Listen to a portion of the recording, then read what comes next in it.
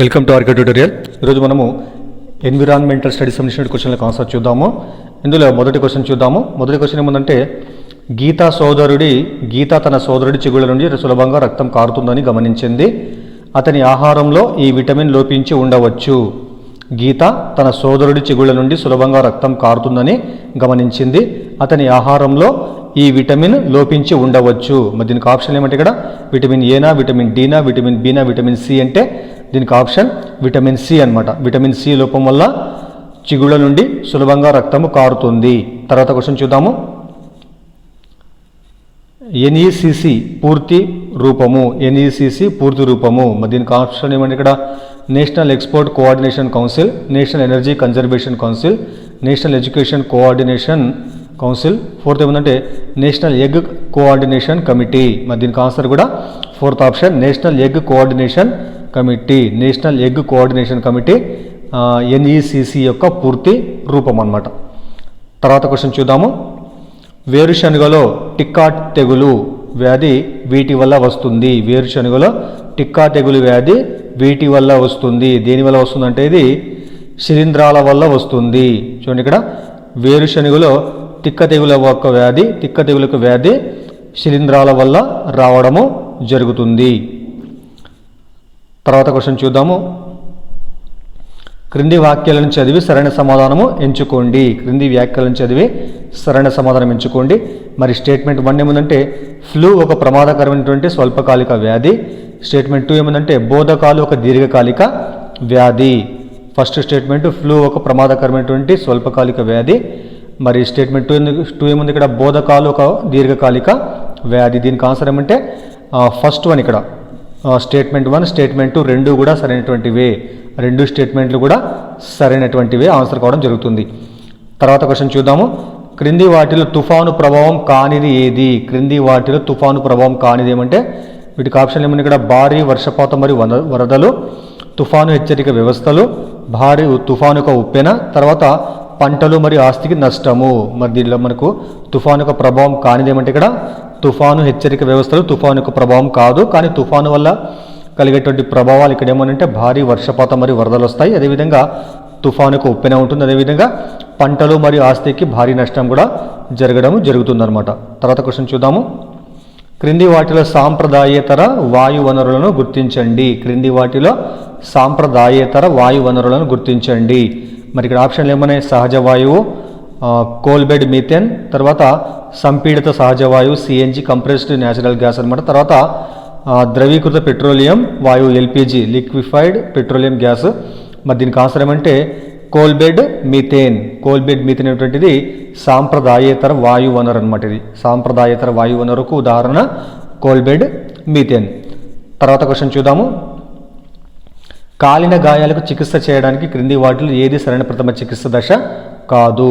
కాలిన గాయాలకు చికిత్స చేయడానికి క్రింది వాటిలో ఏది సరైన ప్రథమ చికిత్స దశ కాదు? మరి వీటికి ఆప్షన్లు ఏమున్నాయి?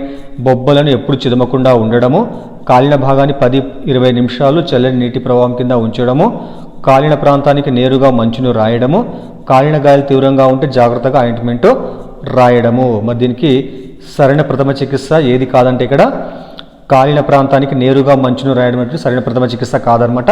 కానీ మరి సరైన ప్రథమ చికిత్సలు ఇక్కడ ఏమన్నాయంటే బొబ్బలను ఎప్పుడు చిదమకుండా ఉండడము, అదేవిధంగా కాలిన భాగాన్ని 15-20 నిమిషాలు చల్లని నీటి ప్రవాహం కింద ఉంచడము, తర్వాత కాలిన గాయాలు తీవ్రంగా ఉంటే జాగ్రత్తగా ఆయింట్మెంట్ రాయడము. ఈ మూడు కూడా సరైన అంశాలు అవుతాయి అనమాట. తర్వాత క్వశ్చన్ చూద్దాము. పట్టు మరియు పత్తి గురించి సరైన వ్యాఖ్యలను గుర్తించండి. మరి దీనికి ఆప్షన్లో ఫస్ట్ ఆప్షన్ ఏముంది? ఇక్కడ పట్టులో ప్రధానంగా ప్రోటీన్లు ఉంటాయి, పత్తిలో ప్రధానంగా కార్బోహైడ్రేట్లు ఉంటాయి. సో మనకి ఇదే ఆన్సర్ అవుతుంది. పట్టులో ప్రధానంగానేమో ప్రోటీన్లు ఉంటాయి, అదేవిధంగా పత్తిలో ఏమో కార్బోహైడ్రేట్లు ఉంటాయి. సో మిగతా ఆప్షన్ కాదు కూడా వదిలిద్దాం మనము. తర్వాత నెక్స్ట్ క్వశ్చన్ చూద్దాము. క్రింది వాటిలో వారి వృత్తిపరమైనటువంటి దుస్తులలో భాగంగా ఆఫ్రాన్లు ధరించేటువంటి నిపుణులను గుర్తించండి. క్రింది వాటిలో వారి వృత్తిపరమైనటువంటి దుస్తులలో భాగంగా ఆఫ్రాన్లు ధరించేటువంటి నిపుణులను గుర్తించండి. మరి ఇక్కడ మనకి వచ్చినటువంటి ఉన్నటువంటి ఆప్షన్లు ఏమంటే వైద్యులు, న్యాయవాదులు, న్యాయవాదులు, తర్వాత చెఫ్లు, తర్వాత పోలీసులు. మరి దీనికి ఆన్సర్ ఏమంటే ఏ మరియు సి. వైద్యులు తర్వాత చెఫ్లు. ఇద్దరు కూడా ఆఫ్రాన్లను ధరించేటువంటి నిపుణులు అనమాట వీరు. వైద్యులు తర్వాత చెఫ్లు. తర్వాత నెక్స్ట్ క్వశ్చన్ చూద్దాము. క్రింది శరీర భాగాలలో వేటి మధ్య మృదులాస్థి ఉంటుంది? మరి దీనికి స్టేట్మెంట్ ఫస్ట్ ఏముందంటే పక్కటెముకలు మరియు ఉరోస్థి మధ్య. సెకండ్ స్టేట్మెంట్ ఏముందంటే వెన్నుపాము యొక్క వెన్నుపూసల మధ్య. మరి ఈ రెండిట్లో ఏది కరెక్ట్ అంటే ఇందులో మనకు ఏ మరియు బి రెండు కూడా సరైనటువంటి ఆన్సర్లు అంటే ఇక్కడ ఏబి రెండు కూడా సరైన ఆన్సర్లే. క్వశ్చన్ మరోసారి చూద్దాము. క్రింది శరీర భాగాలలో వేటి మధ్య మృదులాస్థి ఉంటుందంటే పక్కటెముకలు మరియు ఉరోస్థి మధ్య మృదులాస్థి ఉంటుంది. అదేవిధంగా వెన్నుపాము యొక్క వెన్నుపూసల మధ్య కూడా మృదులాస్థి ఉండడము జరుగుతుంది. తర్వాత క్వశ్చన్ చూద్దాము. నీటి కాలుష్యానికి ఉష్ణం కారణమని ఎందుకు భావిస్తారు? అంటే దీనికి ఆప్షన్ చూద్దాము. ఇది నీటిని త్వరగా గడ్డగట్టేలా చేస్తుంది, ఇది నీటిలో ఆక్సిజన్ పరిమాణాన్ని పెంచుతుంది, ఇది నీటిలో ఆక్సిజన్ పరిమాణం తగ్గిస్తుంది, ఇది నీటిని మంచుగా మారుస్తుంది, సూక్ష్మక్రిములను చంపుతుంది. మరి దీనికి ఆన్సర్ ఏమంటే థర్డ్ వన్, ఇది నీటిలో ఆక్సిజన్ పరిమాణం తగ్గిస్తుంది కాబట్టి నీటి కాలుష్యానికి ఉష్ణం కారణమని చెప్పడం జరుగుతుందన్నమాట. తర్వాత క్వశ్చన్ చూద్దాము. మనము భూమి ఉపరితలం నుండి దూరంగా వెళ్ళే కొద్దీ గాలి ఇలా మారుతుంది. మనము భూమి ఉపరితలం నుండి దూరంగా వెళ్ళే కొద్దీ గాలి ఇలా మారుతుందంటే మరింత వేడిగా, మరింత చల్లగా, మరింత తేమ ఎక్కువగా, మరింత దట్టంగా. మరి దీనికి ఆన్సర్ అంటే మరింత చల్లగా. మనం భూమి ఉపరితలం నుండి దూరంగా వెళ్ళే కొద్దీ గాలి మనకు చల్లగా మారుతుంది. తర్వాత క్వశ్చన్ చూద్దాము. హైదరాబాద్లో నివసిస్తున్న ప్రణవి ట్రెక్కింగ్ కోసం కాంచనజంగా శిఖరాన్ని సందర్శించాలనుకుంటుంది. కాంచనజంగా శిఖరాన్ని చేరుకోవడానికి ప్రణవి ఈ రాష్ట్రాన్ని సందర్శించాలి. చాలా ఈజీ క్వశ్చన్. హైదరాబాద్లో నివసిస్తున్నటువంటి ప్రణవి ట్రెక్కింగ్ కోసం కాంచనజంగా శిఖరాన్ని సందర్శించాలనుకుంది. కాంచనజంగా శిఖరాన్ని చేరుకోవడానికి ప్రణవి ఏ రాష్ట్రాన్ని సందర్శించాలంటే ఆప్షన్లు ఏమన్నా పశ్చిమ బెంగాల్, ఉత్తరాఖండ్, అస్సాం, తర్వాత సిక్కిం. మరి దీనికి ఆన్సర్ మీకు తెలుసు, సిక్కిం రాష్ట్రాన్ని సందర్శించాలి. తర్వాత క్వశ్చన్ చూద్దాము. రెండు కాంటూర్ రేఖల మధ్య దూరం దీనిపై ఆధారపడి ఉంటుంది. అంటే ఇది భూస్వరూపంపై ఆధారపడి ఉంటుంది. చూడండి ఇక్కడ రెండు కాంటూర్ రేఖల మధ్య దూరము భూస్వరూపంపై ఆధారపడి ఉంటుంది, కానీ నేల రకము, నీటి లభ్యత, భూ అంతర్భాగంపై ఆధారపడి ఉండదు, కేవలము భూస్వరూపంపై ఆధారపడి ఉంటుంది. తర్వాత క్వశ్చన్ చూద్దాము. నైరుతి ఋతుపవనాలు వీచే సమయంలో తెలంగాణలోని ఈ ప్రాంతాలలో భారీ వర్షాలు కురుస్తాయి. నైరుతి ఋతుపవనాలు వీచేటువంటి సమయంలో తెలంగాణలోని ఈ ప్రాంతాలలో భారీ వర్షాలు కురుస్తాయంటే మరి దీనికి ఆప్షన్లు ఏమన్నా ఇక్కడ దక్షిణ మరియు పశ్చిమ భాగాలు, ఉత్తర మరియు దక్షిణ భాగాలు, దక్షిణ మరియు తూర్పు భాగాలు, ఉత్తర మరియు తూర్పు భాగాలు. మరి దీనికి సరైన ఆన్సర్ కూడా ఉత్తర మరియు తూర్పు భాగాలలో నైరుతి ఋతుపవనాలు వీచేటువంటి సమయంలో తెలంగాణలో భారీ వర్షాలు కురుస్తాయి. ఆ ప్రాంతాలు ఏమంటే ఉత్తర మరియు తూర్పు భాగాలు. తర్వాత క్వశ్చన్ చూద్దాము. 1917లో మహాత్మా గాంధీ దీనిని ప్రారంభించాడు. 1917లో మహాత్మా గాంధీని దేనిని ప్రారంభించాడంటే మరి మీకు తెలిసింది ఆన్సర్ చూద్దాం. ఆప్షన్ మనము ఖైరా నిరసన ఉద్యమము, చంపారన్ ఆందోళన, తర్వాత అహ్మదాబాద్ వస్త్ర కార్మికుల ఆందోళన, తర్వాత సత్యాగ్రహ ఉద్యమము. దీనికి ఆన్సర్ చంపారన్ ఆందోళన. 1917వ సంవత్సరంలో మహాత్మా గాంధీ గారు ప్రారంభించారు. తర్వాత క్వశ్చన్ చూద్దాము. హైదరాబాదు చివరి నిజామైనటువంటి మీర్ ఉస్మాన్ అలీ ఖాన్ కాలంలో నిజాం సాగర్, అలీ సాగర్ వంటి నీటిపారుదల ప్రాజెక్టులకు ఈ ప్రసిద్ధ ఇంజనీరు రూపొందించారు. మోస్ట్ ఇంపార్టెంట్ క్వశ్చన్ ఇది. సర్ మోక్షాగుండం విశ్వేశ్వరయ్య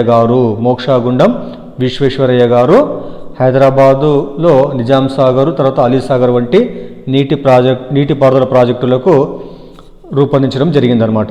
ఎవరి కాలం అంటే మీర్ ఉస్మాన్ అలీ ఖాన్ కాలంలో. తర్వాత క్వశ్చన్ చూద్దాము. 1929 నుండి దీనికి వ్యతిరేకంగా పోరాడడానికి నల్గొండ, పిల్లలమర్రి, కరీంనగర్ మొదలైనటువంటి ప్రాంతాలలో రైతు సంఘాలు స్థాపించబడ్డాయి.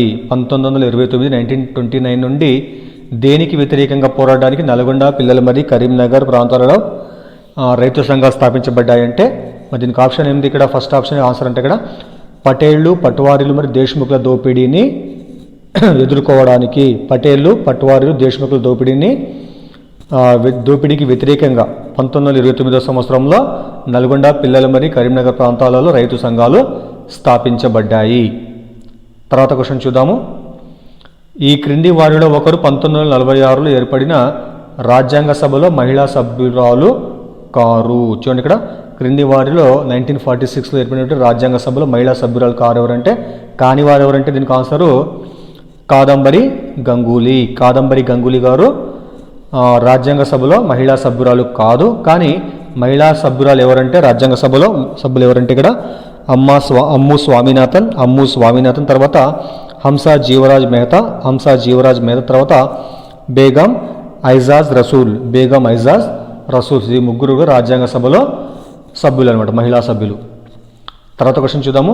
1977లో జరిగినటువంటి లోక్సభ ఎన్నికల జనతా పార్టీ ప్రజలకు దీనిని వాగ్దానం చేస్తూ అధికారంలోకి వచ్చింది.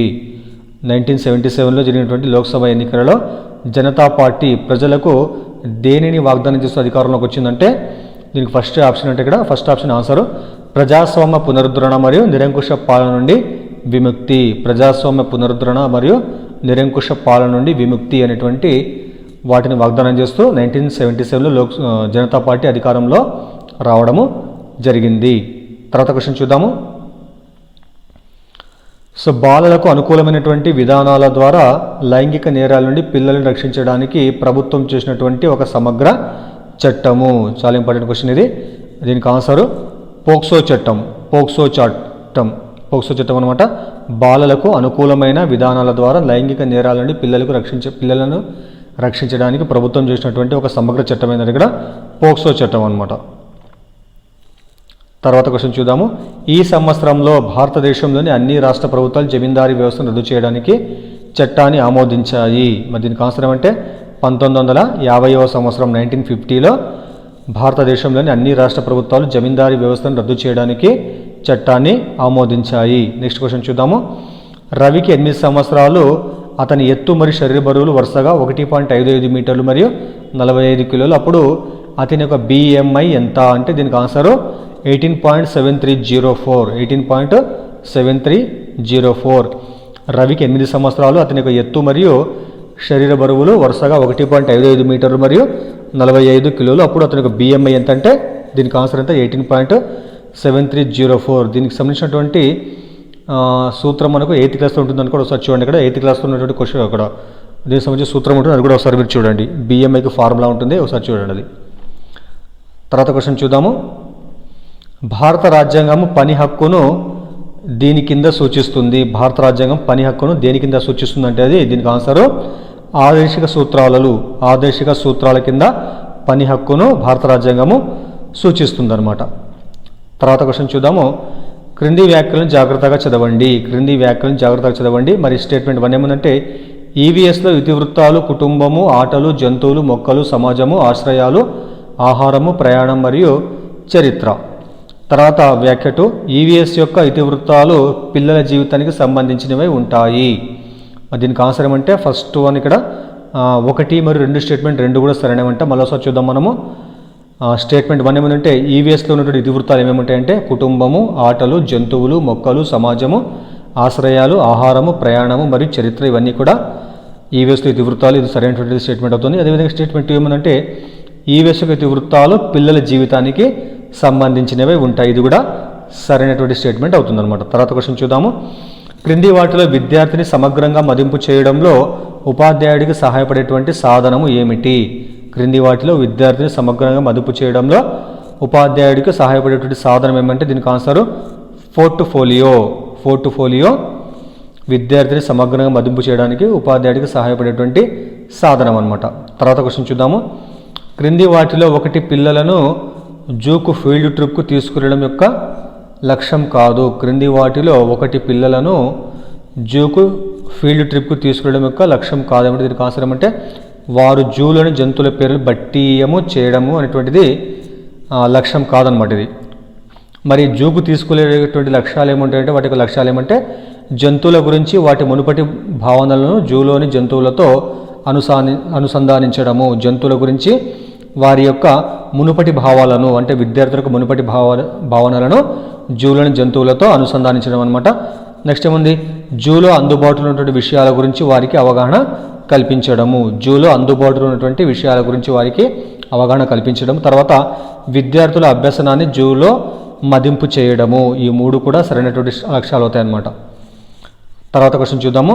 పాఠ్య ప్రణాళికలోని ఈ దశ పుస్తకానికి మించి ఉపాధ్యాయ తయారీని ప్రతిబింబిస్తుంది. మరి దీనికి ఆన్సర్ ఏమంటే టీచర్ నోట్స్ అనమాట. టీచర్ నోట్స్ అనేటువంటి పాఠ్య ప్రణాళికలోని ఈ దశ పాఠ్య పుస్తకానికి మించి ఉపాధ్యాయ తయారీని ప్రతిబింబిస్తుంది.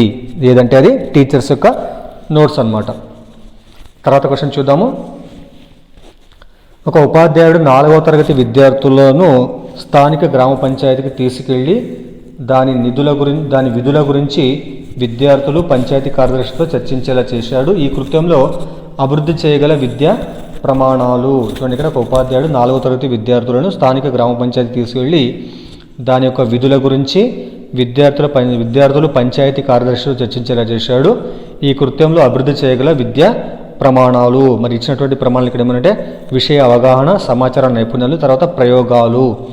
మరి దీనికి ఆన్సరు ఏ మరియు బి మాత్రమే. ఎందుకంటే చెప్పండి, ఇక్కడ విషయ అవగాహన పెంపొందించడం, అదేవిధంగా సమాచార నైపుణ్యాలు కూడా పెంపొందించడం. ఈ 2 కూడా సరైన స్టేట్మెంట్లు, సరైనటువంటి ఆన్సర్లు అవుతాయి. తర్వాత క్వశ్చన్ చూద్దాము. క్రింది లక్షణాలలో ఏది బోధనా సాధన యొక్క ప్రభావశీలతకు సంబంధించనిది? క్రింది లక్షణాలలో ఏది బోధనా సాధన యొక్క ప్రభావశీలతకు సంబంధించనిది అంటే దీనికి ఆన్సరు ఖరీదు బోధన ప్రభావశీలతకు సంబంధించినది అనమాట.